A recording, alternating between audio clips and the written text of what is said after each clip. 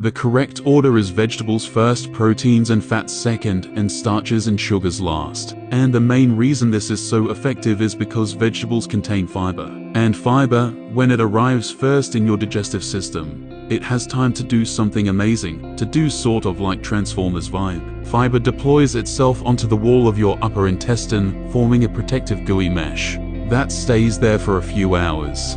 That mesh then prevents your body from absorbing too much glucose too quickly from any of the food coming down afterwards. You have to take calcium after your main meal. If you club it with vitamin D supplement, it will absorb better. You have to take magnesium in the evening time because magnesium relaxes your body, produces melatonin in your body, and enhances your sleep cycle. You have to take vitamin B empty stomach for better absorption. You have to take omega-3 with your meals and club it together for better absorption. You have to take iron after your breakfast, but for better absorption of iron, you have to take it with something sour like lemon juice or orange juice. You have to take vitamin D with good fat. When you are taking nuts or MCT oil in the morning, take vitamin D at that time.